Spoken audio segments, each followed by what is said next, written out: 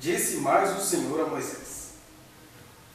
De tudo que a gente vai ler aqui na frente, a gente fica meio atropelado, porque aqui o texto está dizendo que o Senhor falou a Moisés, né? Já começa aí o drama. Então o que o Senhor falou a Moisés? Versículo 12. Fala aos filhos de Israel e diz-lhes: se a mulher de alguém se desviar e lhe for infiel, de maneira que algum homem se tenha deitado com ela e for oculto aos olhos do seu marido, e ela o tiver ocultado, havendo-se ela contaminada, e contra ela não houver testemunho e não for surpreendido em flagrante, está falando do crime perfeito, né?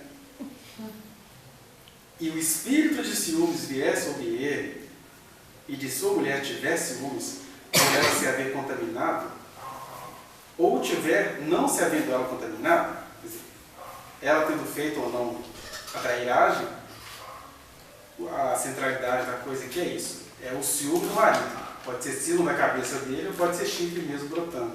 Mas independente de ser verdade ou mentira, é isso que importa aqui nesse contexto. É o versículo 15. Então disse o homem, então esse homem trará sua mulher perante o sacerdote e juntamente trará a sua oferta por ela. Uma décima de efa de farinha de cevada, sobre a qual não deitará azeite, nem sobre ela porá incenso, porquanto é oferta de manjares, de ciúmes, oferta memorativa que traz a iniquidade à memória. Só uma elucidação aqui, essa cevada que à época era comida servida para bicho, né? Não era comida que a gente comia. Então o cara estava cismado, o fato era verdadeiro ou não, ele levava, né, junto com a mulher, e é legal assim, curioso, que a mulher aqui é vista como propriedade, que ele trará a sua mulher perante o sacerdote e vai levar essa oferta de manjares, que é 10ª efa de farinha de cevada, né? Não pode cozer, não deita azeite, sobre ela porá incenso para causar aromas, né? Então, porquanto a oferta de manjares de ciúme, oferta memorativa que traz a iniquidade à memória. Versículo 16. O sacerdote a fará chegar e a colocará perante o Senhor. O sacerdote tomará água santa no vaso de barro, também tomará do pó que houver no chão do tabernáculo e o deitará na água. Vamos imaginar a cena aí. Independente se é mentira ou se é verdade, pega a sua mulher, leva no sacerdote. Ele pega a chamada de água santa, aí pega do pó que há no chão e joga na água, né? Apresentará a mulher perante o Senhor e soltará a cabeleira dela, possivelmente como sinal de vergonha, né? E lhe porá nas mãos a oferta memorativa de manjares, que é a oferta de manjares dos ciúmes. A água amarga que traz consigo a maldição estará na mão do sacerdote. O sacerdote a conjurará e lhe dirá: se ninguém contigo se deitou, e se não te desviaste para a imundícia, estando sob o domínio de teu marido, destas águas amargas amaldiçoantes serás livre. Mas se te desviaste quando sob o domínio de teu marido, e te contaminaste, e algum homem que não é o teu marido se deitou contigo, então o sacerdote fará que a mulher tome o juramento de maldição e lhe dirá: o Senhor te ponha por maldição e por praga no meio do teu povo, fazendo-te o Senhor descair a coxa e inchar o ventre. E esta água amaldiçoante penetre nas suas entranhas para te fazer inchar o ventre e te fazer descair a coxa. Então a mulher dirá: amém, amém. Essas alturas da cara, amém, né? Desmontado. O sacerdote escreverá estas maldições num livro e com a água amarga as apagará. E fará que a mulher beba a água amarga que traz consigo a maldição, e sendo bebida, lhe causará amargura. Da mão da mulher tomará o sacerdote a oferta de manjares de ciúmes, e a moverá perante o Senhor, e a trará ao altar. Tomará um punhado da oferta de manjares, da oferta memorativa, e sobre o altar o queimará. E depois dará a beber a água à mulher. E havendo-lhe dado a beber a água, será que, se ela se tiver contaminado, e a seu marido tenha sido infiel, a água amaldiçoante entrará nela para a amargura, e o seu ventre se inchará, e a sua coxa descairá. A mulher será por maldição no meio do seu povo. Todo mundo que vê uma mulher com as buchas para fora, né?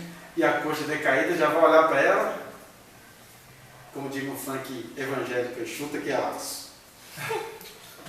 Se a mulher não tiver contaminada, mas estiver limpa, então será livre e conceberá, dando a entender que a maldição também incluiria não conseguir mais ter filhos, né? Esta é a lei para o caso de ciúmes, quando a mulher, sob o domínio de seu marido, 3 vezes já essa expressão, se desviar e for contaminada. Ou quando sobre o homem vier o espírito de ciúmes, e tiver ciúmes de sua mulher. Apresente a mulher perante o Senhor, e o sacerdote nela execute toda esta lei. O homem será livre da iniquidade, porém a mulher levará a sua iniquidade. Aí a gente entra numa geração e fala assim, mas meu filho, por que você está lendo isso? Antigo Testamento, Números. Já tivemos aqui uma outra palavra em cima do livro de Números, e a gente desenvolveu esse trauma, né? Você vê de tudo, você vê as igrejas neopentecostais que só labutam em cima do Antigo Testamento com as piores das intenções. Imagina isso daqui, é uma ótima campanha, né? Para o ciúme não pegar em você, aí tem água amarga para se livrar, para o marido não descobrir o que é. Tem campanha até pagando conta das pessoas no banco. E você tem outros tempos assim, uma pessoa falou comigo outro dia na internet, você fica pregando isso aí, você tem que pegar esse livro maldito e jogar fora. E a gente que realmente ama o Senhor, e não está brincando de viver, nem está brincando com letrinhas, mais do que essa coisa que chamaria a atenção da nossa cultura, que a nossa cultura não suporta ler esse texto, qualquer pessoa bem informada da nossa cultura, assim, gente, por que isso está na Bíblia? Por favor, que vergonha! Eu vivo numa sociedade de luta pelos direitos da mulher, e aí eu tenho um capítulo que diz, Deus falou para Moisés. O que Deus falou para Moisés? Deus falou para Moisés fazer isso aí.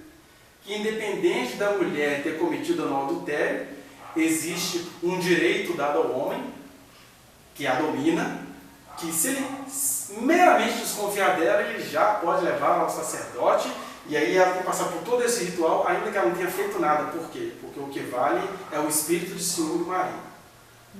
É assim que a gente desenvolve trauma sobre o texto. E aí é que eu me arrisco a desenvolver o trauma oposto. Vamos encarar o texto sem querer voltar ao Antigo Testamento, por um simples fator. Não é questão de ser Antigo ou Novo Testamento, é questão de que nós servimos ao Deus de toda a graça. E por incrível que isso pareça, o nosso processo de desenvolvimento da salvação, isso aqui é graça de Deus. Só que isso é graça de Deus, sendo dito a um determinado povo, num determinado contexto, e considerando uma questão que a gente tem dificuldade de considerar quando é Deus falando conosco. Porque toda vez que a gente lê uma passagem dessa, a primeira questão é, o livro está dizendo que Deus falou. Mas quando Deus fala, Ele está dizendo assim, eu estou falando é para você se enxergar. Olha quem você é aqui. Ó. É isso que você é. Porque você está criticando essa passagem das Escrituras. Eu não concordo com isso que está ali, mas é assim que vocês são. E ali naquele contexto de falta de cultura, de falta de informação, a gente tem que sempre lembrar que eles estavam no deserto. Na verdade, Números nem se chama Números, né? Ele começa com a frase no deserto. Vamos assim, o contexto de tudo que está acontecendo aqui é porque a gente está no deserto, não tinha escola, não tinha psicoterapia, não tinha direito civil, não tinha nada. Eles estavam ali elaborando leis dentro do que era possível. E hoje, com leis avançadíssimas, o crime que mais acomete as mulheres é o que a mídia chama de crime passional. Não sei se alguém consegue chamar isso de crime passional, porque quem está apaixonado não mata. Mas olha para você ver, a gente fica assustado com esse tipo de coisa, mas isso está na nossa cultura que não tem nada a ver com os hebreus do deserto. A releva, ele gostava dela, por isso que ele matou. Então se hoje é assim, né? Se hoje, mesmo com a legislação toda escrita em favor da mulher, você tem muitos legisladores que falam assim, como um provérbio substituto do Teoriza Brás que diz, né? A mulher deve obedecer ao marido como um filho deve obediência ao pai. o Ives Gandra, né? Ives Gandra Pilantra. Ele fala assim. Então, se você tem isso hoje, um Ives Gandra dizendo isso, um artigo científico, o que isso pode esperar dessa geração? É nesse sentido que eu falo, é graça de Deus. Primeira coisa é. Segundo, é que Deus, que é o Deus de toda graça, que nos livra da morte, que nos livra do inferno, em algumas questões existenciais, Ele, na sua soberania, decide não debater com a gente. Como assim? Esse momento aqui desse pequeno grupo, que não aparece no mapa das entidades, né? Entidades gospels, evangélicas, etc. Deus está presente, Ele pode falar com cada um que lhe conceder essa presença, que abrir a sua porta, né? E deixar Ele entrar em todos os recônditos do seu ser. Mas, no geral, Deus não discute muito essas questões culturais, porque a gente precisa entender que não foi o Sartre que descobriu isso no existencialismo. Deus fez o ser humano, o ser aí. Você nasceu, você é responsável. Você é um ser no mundo, ou seja, você não pediu para nascer, mas a sua permanência no mundo, na vida, você tem toda a liberdade de construí-la. E dentro dessa nossa liberdade, nós somos idólatras. A gente uma hora está apegado à passagem das Escrituras, apegado a líderes evangélicos que falam aquilo que o Senhor está querendo ouvir, e você fica apegado às vezes à tradição e apegado a algumas concepções culturais também. E aí as pessoas desse período, a gente fica achando um absurdo Deus ter falado aquilo. A primeira coisa que a gente precisa saber é isso, que quando o texto diz que Deus falou, não significa que Deus concorde com o que teve de ser falado naquela situação. Deus falou do mesmo jeito que Deus veio, nasceu numa virgem, que possivelmente tinha uns 16 anos, era casado com um cara de 40. Não quer dizer que ele concordasse com aquela formação social. Maria tinha de 14 a 16 anos quando Jesus nasceu. Deus veio ali, naquele processo. E foi Deus mesmo quem veio. Né? Então, isso aconteceu no nascimento de Jesus, isso acontece no processo de escritura, das escrituras redundantes. Isso acontece sob diversas formas, porque eu estava dizendo que Deus nos criou de forma responsável, nos dando a responsabilidade para a nossa vida. E quando você permite que Ele entre em alguns recônditos, você vai ter um crescimento em relação a algumas verdades.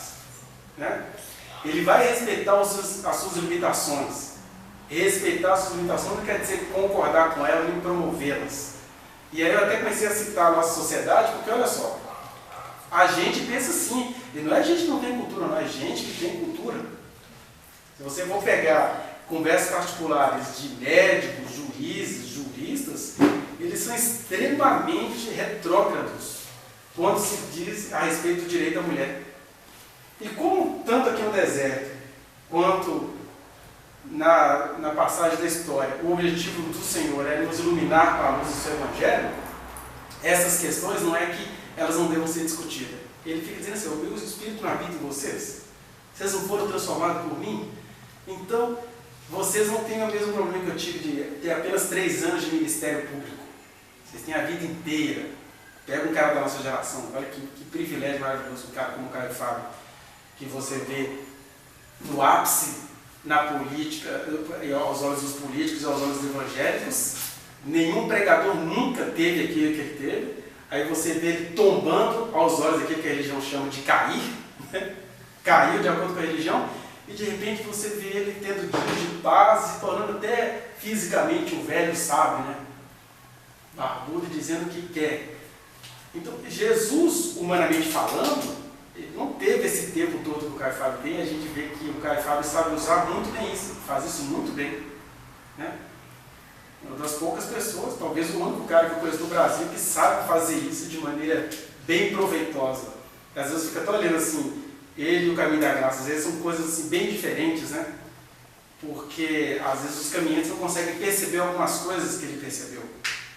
Então, talvez como Moisés e o povo, ou como você lá na sua família, você está tendo percepções que as pessoas não conseguem entender, às vezes depois da sua morte, né? Como Jesus e seus irmãos, depois que ele morreu, é que um vira o escritor da carta de Judas e o outro vira o escritor da carta de Tiago.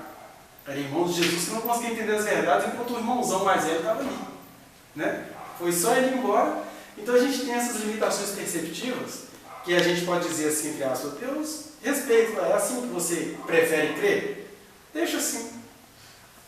Mas quando você vai deixando o Espírito que te habita ditar as normas no sentido de que há uma relação amorosa aí, olha, se eu deixo a ciência ditar as normas do meu conhecimento, se eu deixo a empresa ditar as normas da minha condução no dia a dia, eu preciso deixar o Espírito que me habita dizer aonde que eu não cresci ainda. É isso que está em jogo, que deveria estar em jogo quando a gente vai meditar em textos como esse. Porque o texto em si é horroroso. O texto é tragédia. É horrível. Você fala assim, não, esse aí não é o pai de Jesus que falou isso.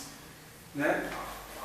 E até quando fala que Deus falou naquele sentido, Moisés, eu te coloquei como Deus sobre esse povo. Pode falar. O Moisés ia falando aquilo que a cultura conseguia suportar, o que o próprio Moisés conseguia suportar, e era tido como, ele bem lembrou, Deus falou. Né?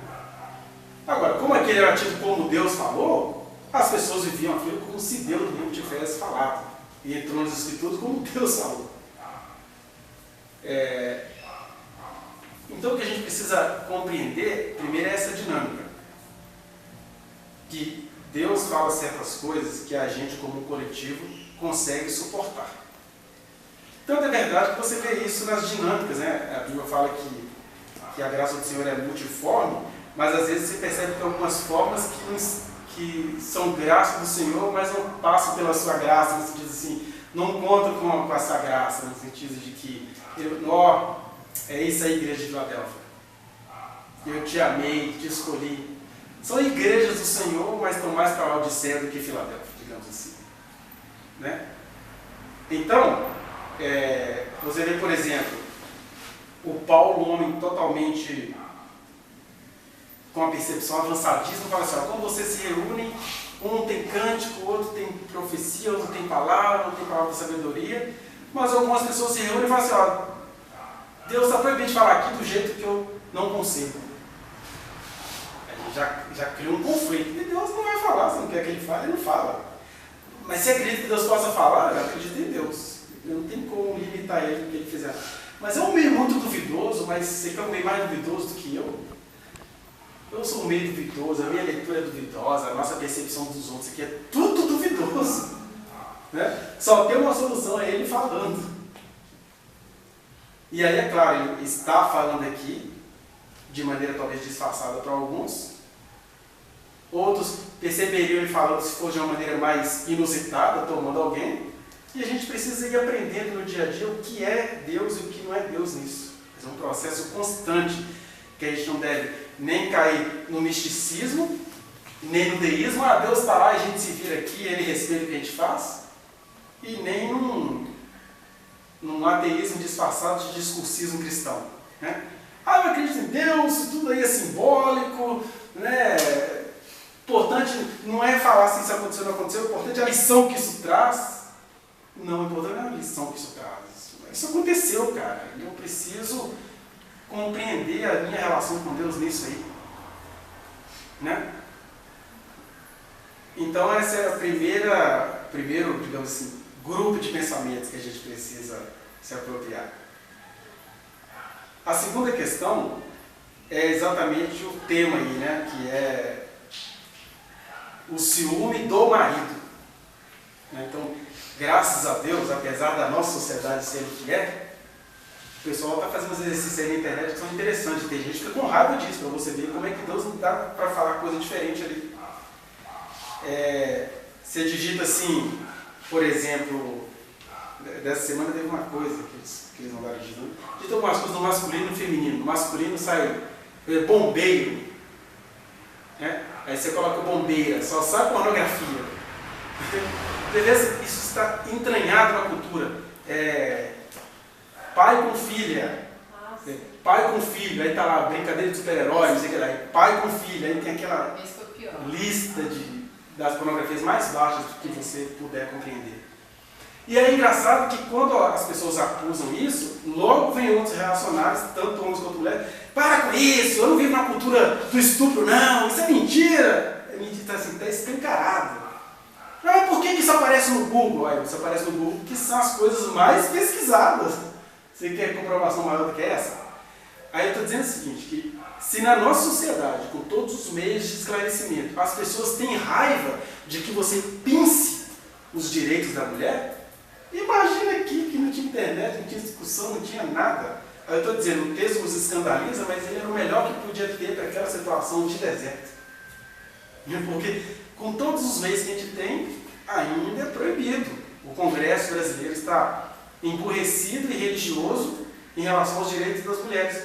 Tem uma parte lá que entende que você lutar por qualquer direito da mulher é você lutar pela homossexualidade, e por isso o negócio é tão feio que esse foi o principal motivo deles estarem querendo tirar a filosofia e sociologia das escolas. Porque eles fazem um pacote de comunismo, com feminismo, com homossexualismo, e tem que tirar isso logo.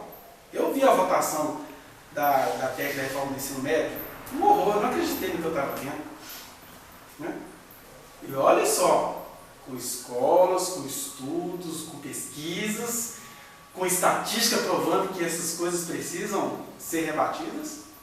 Quando você entende que essa é a sua sociedade, ninguém precisa ficar com raiva desse texto, não. Porque esse texto, para nós hoje, é só uma pergunta. E aí, quem é você?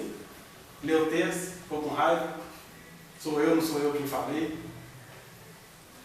Mas a pergunta é outra. Você, quem é você? Quem é você na sua vida, no dia a dia, com as mulheres que te cercam? Porque para nós a resposta é até simples. Quem é habitado pelo Espírito Santo não deveria ficar possuído por um espírito de ciúmes. Segundo, homem cheio do Espírito Santo não fica esperando submissão de mulher. Então essas palavras, estava sob o domínio do seu marido. Tudo é morto. Isso é realmente letra morta.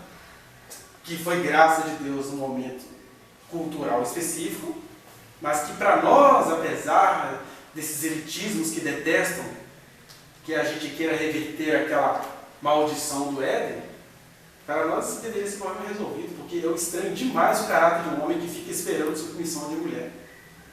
Eu falo isso, que eu sou casado com uma e tenho 2 filhas. Né? Mas é engraçado que você dizer isso gera mal-estar secretos. Né? Gera artigos na mente de muita gente. Eu preciso acabar com isso. Esse cara está infiltrado falando um monte de besteira. Esse ódio todo já está denunciando quem você é. Antes da gente falar do ciúme. E é interessante esse texto porque ele é o segundo texto que nos espanta no livro de Números. É o primeiro, nós já falamos dele aqui. É aquele texto que Deus está presente, coluna de nuvem de dia, coluna de fogo de noite, e ele dá uma ordem estranha. Eu estou presente, mas aparentemente eu não estou a fim de curar. Pega leproso, pega quem está com fluxo, lança tudo fora do arraial. Ele está aqui, que loucura! Aí esse mesmo Deus que está lá fala assim, mas ele está com ciúme, né?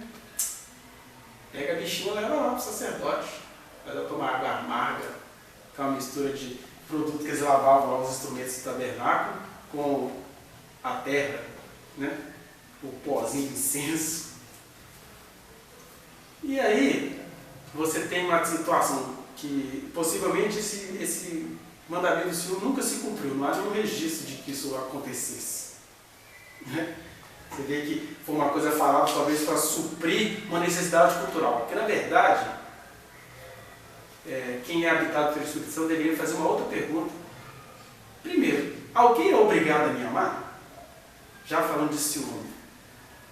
Essa é uma pergunta que a gente não dá conta de responder, porque o ciúme tem a ver com a nossa formação mais básica, mais inconsciente, mais íntima, mais remota de tempo que a gente nem sabe que eles existem dentro de nós. Na verdade, todo adulto é uma grande criança inconsciente, já dizia Freud. Né? De maneira que esse ciúme, esse cuidado, esse medo de perder, não tem nem a ver com aquela pessoa, que é só uma projeção de coisas ontológicas da sua formação de tempos que você nem sabe que eles existiram. De um velho amor da sua vida que você nem sabia que ele existia. Alguém que cuidou de você no passado, geralmente é pai ou mãe, pode ter sido alguém que fez essa função. E não é que o pai ou a mãe provocou isso, mas é a maneira como você misteriosamente percebeu isso. Então, de repente a criança, ela queria muito o amor do pai ou da mãe ou da pessoa cuidadora, e aí isso passou e agora volta. Eu vou até chamar isso de recalque, volta agora, só que com outros disfarces. Ai, o amor da minha vida! Né? As declarações de amor são declarações tão cósmicas quanto cataclísmicas, porque o amor da minha vida você já está colocando uma responsabilidade horrorosa nesse amor da sua vida. Ai de você se falhar comigo! Não sei se eu me mato, se eu te mato, mas o compromisso está formado. E ao invés das pessoas perguntarem o porquê desse sentimento, eu não quero perguntar não. Você não mexe com essa minha questão não. Para isso existem aí as psicoterapias, né?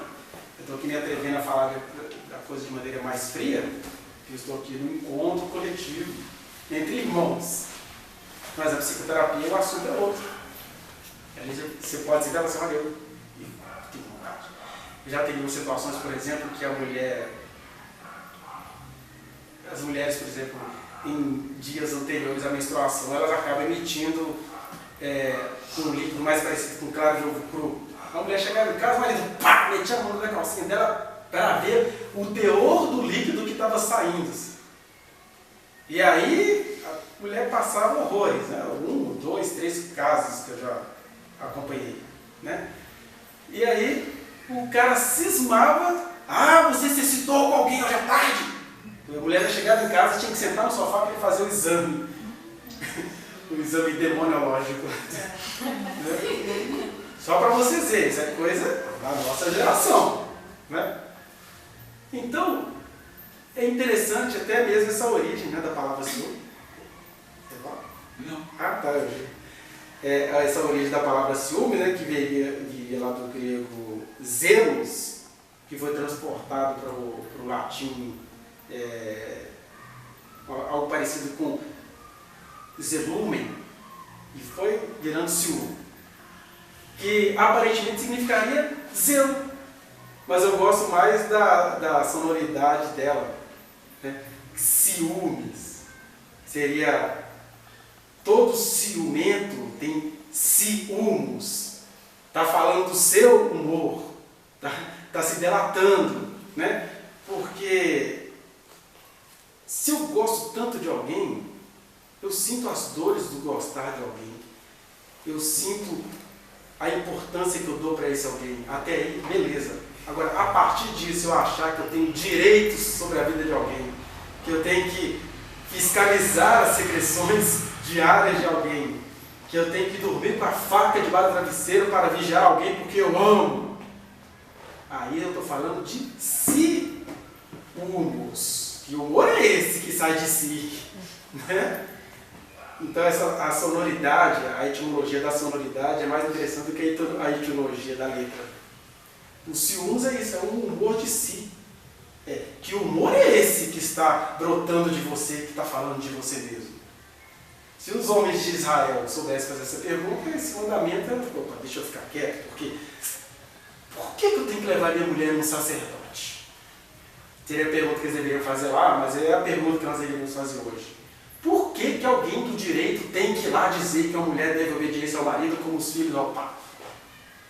Por que esse cara se esconde no conhecimento para dizer isso? Né? Você entende também o porquê de um mandamento desse no Antigo Testamento?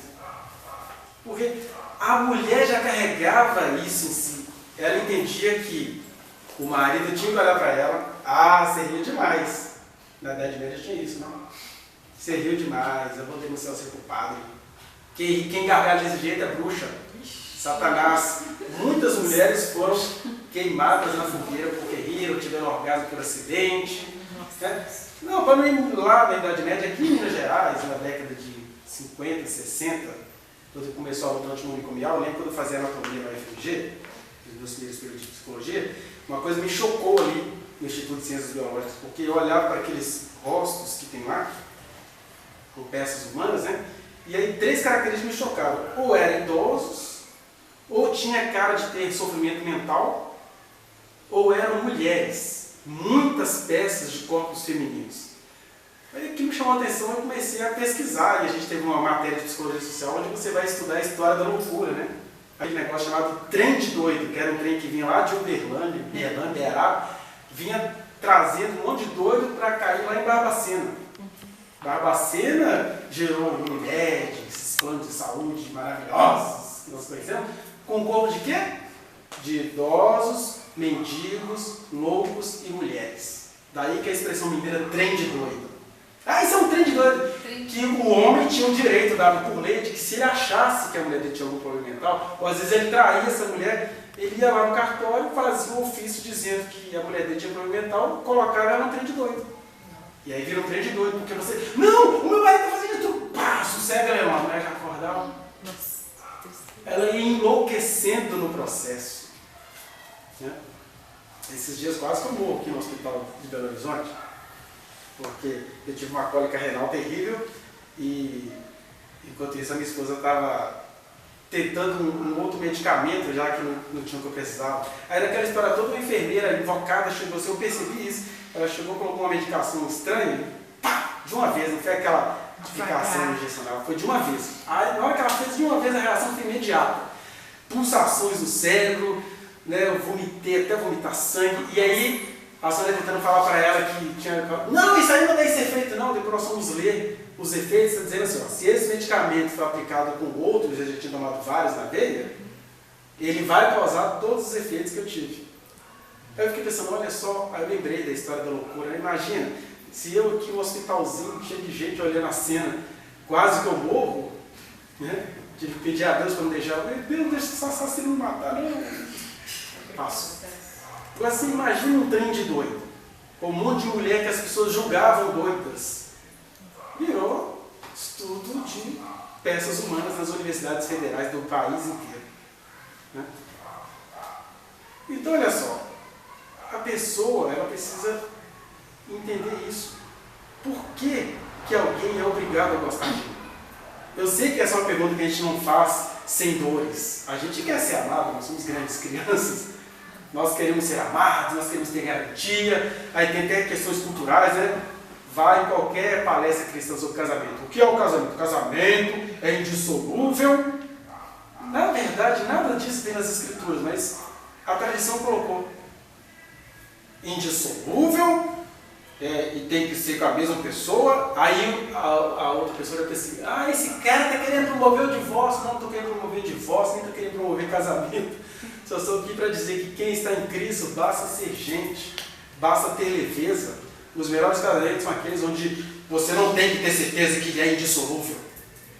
De repente, quando você descobre que todo ser humano é solúvel, aí você diz, bom, gente, eu estou exposto, mas eu não estou tão exposto assim, eu estou em Cristo. E se Cristo não garantir meu casamento, eu que não vou garantir pelos meus meios. Que a gente devia pensar assim. Mas a gente quer garantir tudo, a gente precisa se cercar de alguém que nos garanta isso. Não, você assinou lá, você prometeu. Você tem que me amar. Você tem que me amar. Olha tudo que eu fiz por você. É verdade, olha tudo que Jesus fez por mim, pelo mundo, né? Alguém até fala assim, que Jesus é chantagista, né? Ele fez tudo, ele não está arrancando nada de ninguém. Ele vai ficar mais Deus e menos Deus se você o amar. Que chantagem que tem aí? Né? Chantagistas somos nós que ficamos querendo a garantia do amor de alguém. Tem uma passagem da Bíblia que fala que o Espírito sente ciúmes, aí naquele sentido de zelo. Porque você ama, vai. Se eu amo o instrumento que eu toco, se eu amo o texto que eu produzo, se eu amo os livros que eu leio, por que eu não vou amar uma pessoa com quem eu construí uma coisa junto com ela, uma vida? Isso sim. Agora, se essa pessoa que eu construiu alguma coisa, ela vai dizer para mim que não gosta mais de mim por dois caminhos. Ou dizendo que não gosta, e aí você já tem um empecilho na sociedade. Porque, não, uma coisa tem que acontecer. Ninguém gosta de mim. Não vai ninguém assim, não. Pode procurar que tenha coisa errada. Não, gente, não precisa ter coisa errada. Basta a pessoa não gostar mais de mim. Né? E a segunda coisa, que às vezes é o único jeito que a pessoa tem de mostrar que não gosta mais de você, é fazer a tal da traição. E quando eu estou dizendo isso aqui, eu não estou estimulando a traição, estou dizendo o seguinte, nós não temos garantias nenhuma na vida. Então, de onde vem esse espírito de eu querer fiscalizar a fidelidade do outro a mim? Sendo que a pessoa vai sendo fiel na medida que ela percebe que é livre. Aí ela vai ser livre ou para ir embora, ou vai ser livre para ir ficando. Ai, Alex, mas isso que você está falando é muito fácil na teoria. Porque todos nós somos doentes nessa questão do si, humos. Né? E este culto não vai resolver o seu problema. Esse culto só vai dizer o seguinte: vá procurar uma ajuda profissional. Até eu. Né? Agora, aqui dá para você compreender que o ciúme está falando sempre de si, do seu humor, né? Da sua formação, das suas inseguranças, daquele que está em Cristo, mas não conseguiu entregar esse departamentozinho para ele. Porque Cristo não teve medo de perder. Ele é aquele que chega e fala assim: hoje nenhum de vocês vão ficar comigo. Vai todo mundo fugir. E você, Pedro, que daria a vida por mim, antes que o galo cante, você vai me negar 3 vezes. É um coração de quem está livre de ciúmes.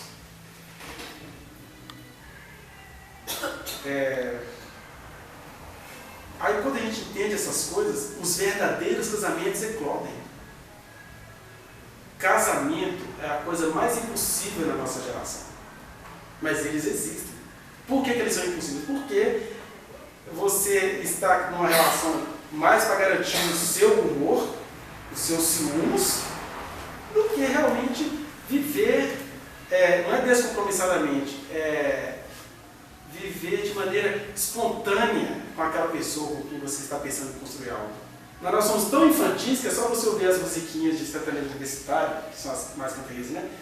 Ele nem tem ciúme de mim. Né?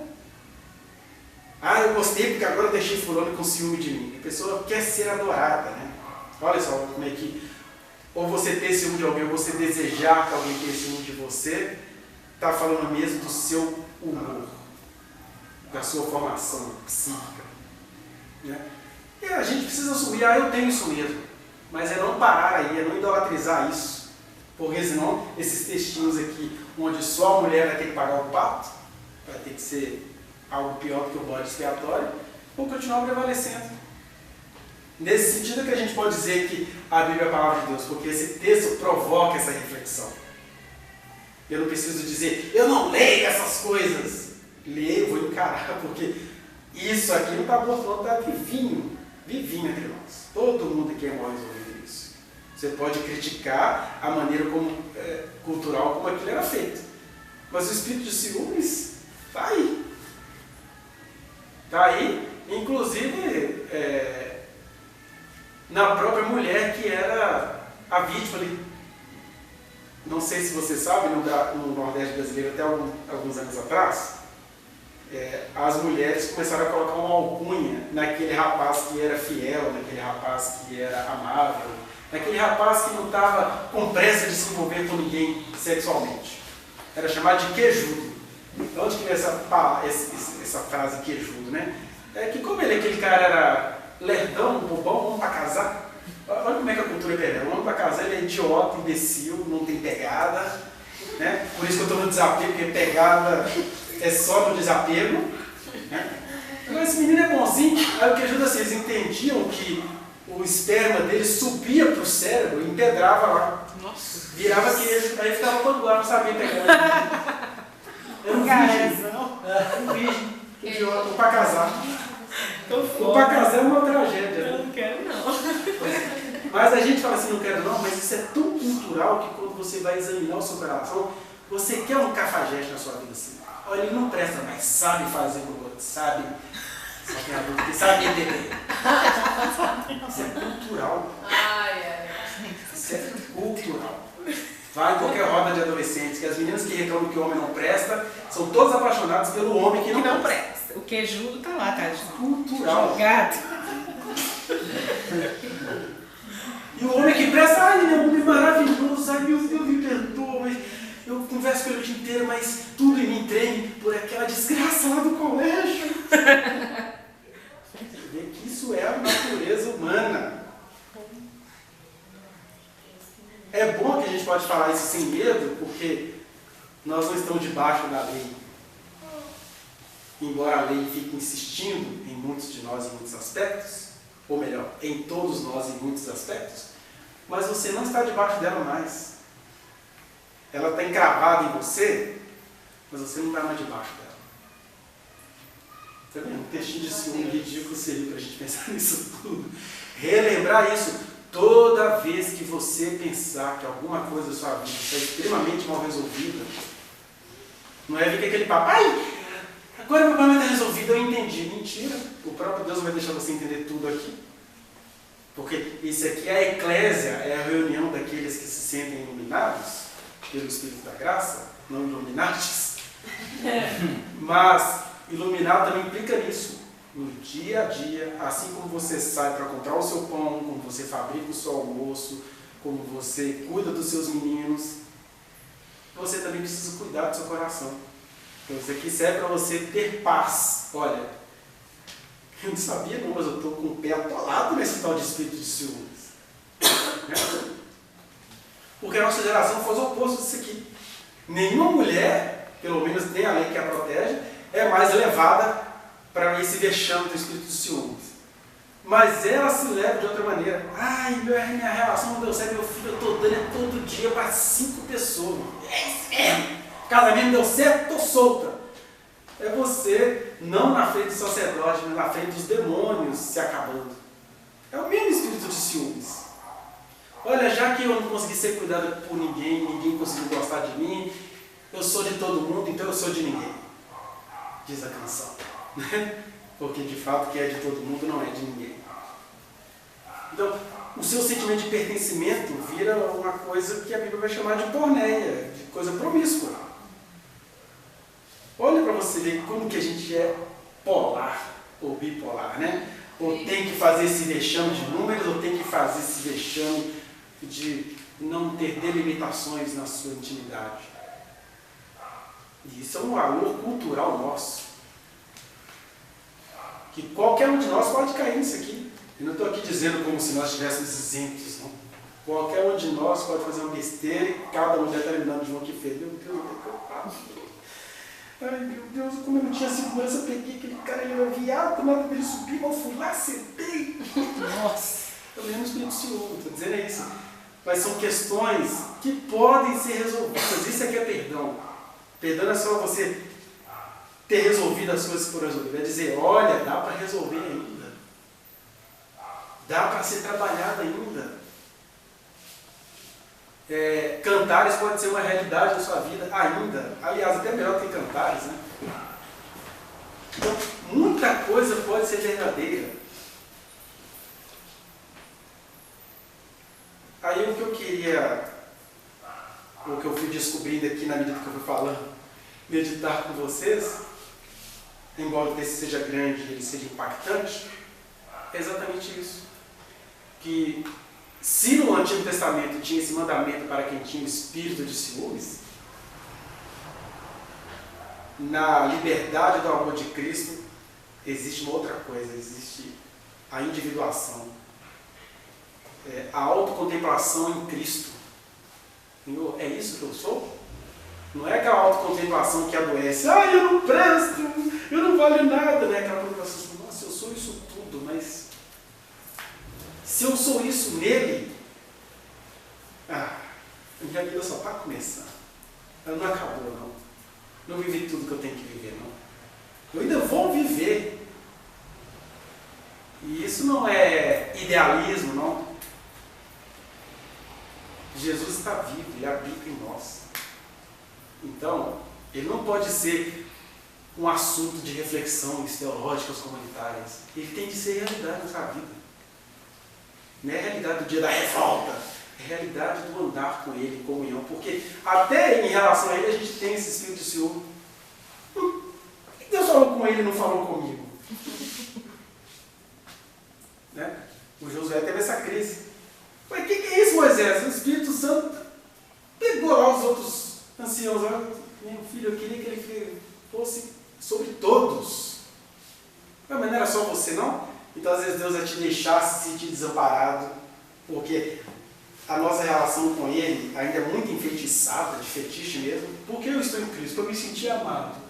Isso não é verdade. Você vai ser muito amado, mas eu vou aparecer para você como um Deus babilônico apareceu para Abraão me dá teu filho. Mas Senhor, foi a tua promessa. O Deus adulto ele está aparecendo, mas ele vai matar esse espírito de menino que está em você.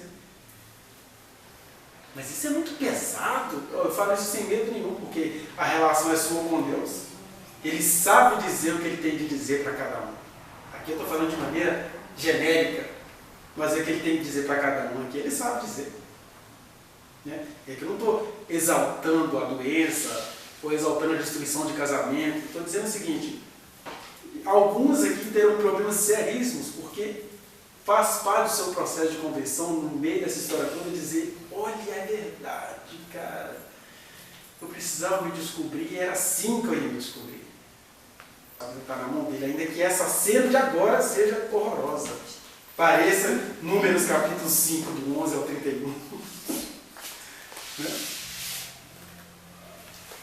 Então, esse mesmo Deus que estava em Moisés nas coisas que ele fazia ali, e era daquele jeito que as pessoas conseguiam percebê-lo, ele está em nós agora, com todas as nossas limitações, dizendo, filho meu, abre o seu coração para esse particular da sua vida. Tem gente aqui que está com ciúme de insegurança porque já foi traído. Né? Como disse o Caio Fábio, o amor é perfeito, mas os amantes são imperfeitos e trôpegos. Né? O amor é perfeito, mas no cara que é quejudo. E aí Deus vai com você nesse vale da dor que você vai passar. Aí você passou por uma dor e já acha que não pode passar por mais nenhuma. Ou você é aquela pessoa que foi louvada por todos, mas mesmo assim você não consegue ir para frente. E aí você começa a criar trauma da vida por causa disso. Ou você é a pessoa que aprontou, que traiu, e aí fica igual Pedro, já era, que mais jeito. E Jesus só chega para você com uma palavrinha simples. Jesus às vezes é meio comportamental, no pior termo que você possa dar ao comportamentalismo, que é assim, em vez de ele discutir com você ciúmes, que você está discutindo aqui agora, ele fala para você, segue. Né? Faz isso. Mas como assim? Eu sou um ser elaborado? Pois é, você vai ter que matar até a sua elaboração. Como Moisés teve que matar toda a ciência do Egito, que ele entendia tudo, para ficar ouvindo Deus no deserto. Ainda tem que aguentar alguns irmãos hoje dizendo que aquele nada era Deus, não. Era Deus mesmo, mas fazia parte da formação pessoal do Moisés em meio àqueles 3 milhões de pessoas. Descobrir que para ele, não quer dizer que era para todo mundo, era para ele, a ciência do Egito serviu para ele saber escrever, para ele ter acesso aos códigos babilônicos da época, para ele processar aquilo, mas a voz que ele ouvia era de Deus mesmo. Pode ser que alguém mais elaborado queira entender que isso era a consciência dele. E Deus está nem aí, ele aparece aí. Quem tiver de discernir, ele irá discernir. Né? Então, que a gente possa, nisso tudo, chegar naquele ponto que Paulo sempre chegava. Uma vez que vocês foram alcançados pela graça do Senhor, tende paz com Deus. As Escrituras não salvam ninguém, mas de repente alguns salvos terão de pensar nisso que vocês estão pensando aqui. Porque, perdoem a mística, para mim, todo mundo que veio aqui hoje tinha que escutar isso. Eu não sou misticista, mas sou místico, porque eu creio naquele que quando foi batizado o Espírito apareceu em forma de pomba, naquele que nasceu de uma virgem, que é coisa mais balela do que essa, naquele que apareceu o profeta Daniel e disse uma série de coisas que iriam acontecer, e naquele que quando a Ananias e Safira foi tentar dar um jeitinho, nos levou para a eternidade, que aos olhos de alguém, mas não, isso foi Deus não, Deus não faz isso, quem sou eu para falar o que Deus fala, o que Deus não faz? Eu confio em Deus. E a confiança é nesse ponto. Quem veio aqui tinha de ouvir isso. Agora, a mesa é servida. É igual criança, né? A mesa é servida. Não quer comer isso não. Pois é, mas Papai do Céu trouxe isso. E ele não vai implicar com você porque você não quis comer isso. Ele nem precisa. Criança que não come o que é oferecido, o que vai acontecer? Não engana aos poucos, não dá castigo não. Né? Então, gente, essa vontade de ler esse texto sobre o espírito dos ciúmes era para basicamente 3 coisas. Primeiro, a gente ser honesto com a nossa formação ontológica, de que nós, de alguma maneira, esfumaçada, ainda somos daquele jeito. Fomos libertos de certas práticas sociais que mostram o texto, mas nós somos assim. Só que ao invés de a gente levar a mulher no sumo sacerdote, a gente vai para a balada. Né? Segundo, o texto que ficou registrado nas Escrituras, ele está te convidando a olhar para você, mais do que ficar amargurado com a verdade que ele está trazendo. E terceiro, ele está dizendo, olha, vocês estão em Cristo. A minha graça basta a vocês. Então, tende paz em Cristo. Não é uma palavra acusatória, é uma palavra de dizer, olha, não acabou. Há outros caminhos e cada um vai descobrir os seus. Mas qualquer caminho é uma estradinha, um bequinho, um atalho dentro dele que é o caminho onde andamos. Então, que o Senhor nos abençoe, que o Senhor nos ilumine cada vez mais e que o resto Ele faça conosco no dia a dia.